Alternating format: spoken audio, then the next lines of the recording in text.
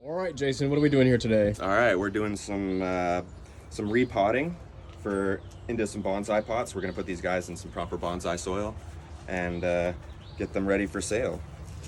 Sweet. Here we go. Got our soil right here. Special bonsai soil. These are We're gonna wire in some mesh right here. What does the mesh do again? the mesh. We need to have something that'll prevent our soil from falling through the holes. And even though it's a really coarse soil with these, we want maximum drainage, and bonsai pots often have extra holes. And so we're gonna put these screens in so that we don't lose any of our really kind of high quality bonsai soil through the bottom. Excellent. And we do that because we're going to be removing pretty much all of the old soil and a bit of the roots. And so it's not going to have a lot to hold it, to keep it stable by itself anymore. And so we're going to need to tie that down so that the roots, as they're starting to grow and colonize the pot, those little root hairs aren't getting disturbed and getting damaged by movement, by wind, things like that. That's why we're adding the new wire. Yeah, that's where we're going to use these wire holes to add some wire that we're going to use to tie the tree down once we put the tree in. But we like to do all that stuff before we start messing with the root ball so that we're not wasting time later when the roots are exposed and starting to dry out. So This one's looking good. Got her flat.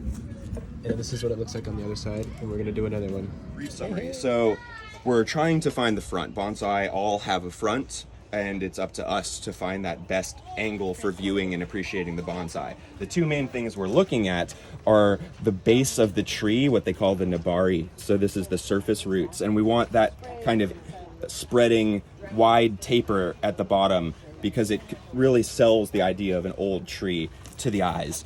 And then the other thing we're trying to prioritize is a good line. From the angle we're looking at, what is the best line of interest in the tree? Where do we see the most movement, or where our eye flows the best? And so we've picked these 2 points, this one for the widest base, this one for the best line. And we feel that the front is a compromise somewhere in the middle of those two, where we can get a large piece of the base viewable, and we get as much of that nice line viewable. Boom. Boom. Time. You're gonna see, usually the most dense roots right in the bottom. But you're just gonna keep working. You're just gonna keep trying to tease these roots out and getting rid of the kind of compacted dirt.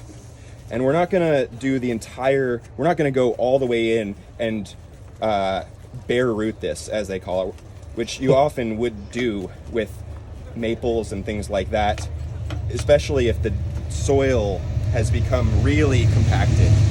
But All right. all right, so this is roughly what we're looking for. We're looking for the roots to be teased out so that we can see, their length. We're looking She's for got a nice perm. yeah, she's ready for a haircut, right? Yeah. And we're going to give her a haircut because we don't want the roots that, we're going to be putting them in this pot, and you can see that the root ball, the core of the roots, is going to fit really well in this pot. But you can also see that we've got roots that are far too long, and if we just try to tuck all of this in, we're going to have to repot this a lot sooner. And it's also going to, it's probably going to encircle itself in a way that we don't want. We want the roots all growing out. And then once they hit the edges, we want him to fill that out and then repot it, and then do the same process. We're going to keep letting it grow out and then cut it back.